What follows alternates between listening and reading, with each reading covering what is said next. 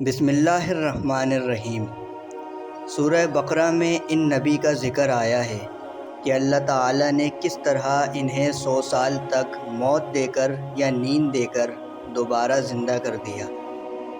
اللہ پاک نے قرآن میں فرمایا، کیا اس شخص کا حال نہیں دیکھا جو گزرا ایک بستی کی طرف سے جو الٹی پڑی تھی اپنی چھتوں کے بل؟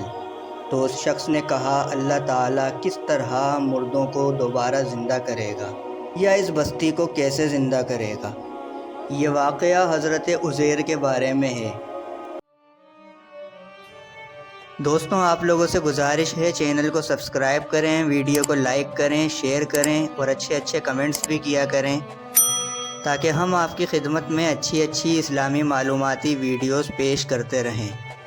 حضرت عزیر علیہ السلام اپنے گدھے پر سوار کھانے پینے کا کچھ سامان لے کر ایک بستی سے گزر رہے تھے۔ بستی بالکل کھنڈر تھی۔ آپ نے اس بستی کا حال دیکھ کر کہا کہ اللہ تعالیٰ مردوں کو کس طرح زندہ کرے گا، یہ بستی کس طرح زندہ ہو سکتی ہے؟ اس سے دو مطلب لیے جاتے ہیں۔ بعض کا یہ بھی کہنا ہے کہ ان کا اشارہ قوم کی طرف تھا کہ یہ اتنی مردہ قوم ہو چکی ہے کہ دوبارہ انہیں عروج کیسے ملے گا۔ یہ دونوں ہی باتیں ٹھیک ہیں۔ تو اللہ تعالیٰ نے 100 سال تک انہیں موت دے دی۔ پھر اللہ تعالیٰ نے انہیں اٹھا کر پوچھا کہ بتاؤ تمہارا کتنا دن یہاں گزرا ہے؟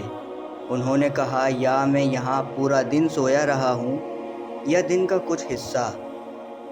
اللہ تعالیٰ نے فرمایا کہ تم 100 سال سے یہیں تھے۔ اللہ تعالیٰ نے کہا، دیکھ اپنے کھانے پینے کی چیزیں جو بالکل صحیح حالت میں ہیں، اور اپنے گدھے کی طرف دیکھ۔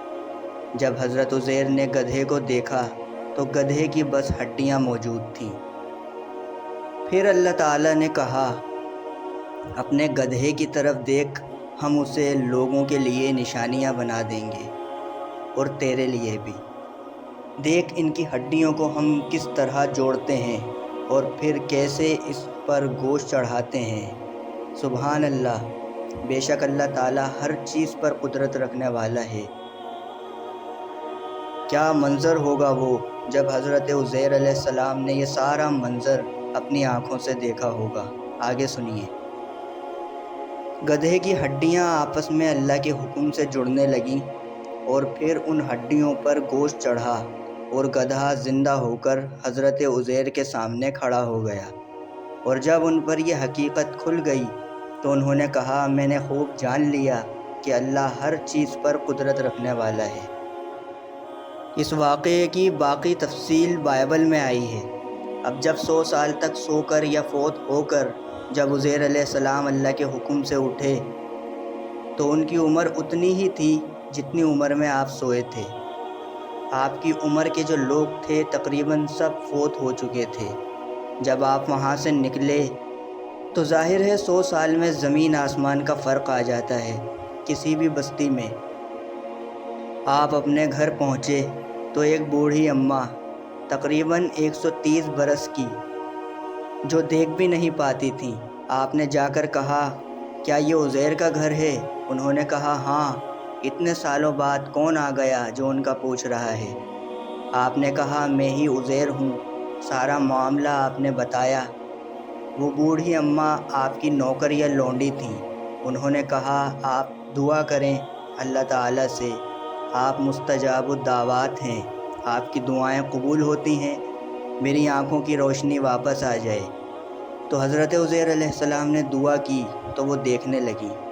پھر حضرت عزیر علیہ السلام نے اپنی قوم کو دعوت توبہ پیش کی تو پھر ان کو دوبارہ سے عروج ملا، بنی اسرائیل قوم کو۔ حضرت عزیر بھی بنی اسرائیل کی طرف آئے تھے۔ امید ہے آپ کو یہ معلوماتی ویڈیو پسند آئی ہوگی۔ انشاءاللہ پھر حاضر ہوں گے۔ اللہ حافظ۔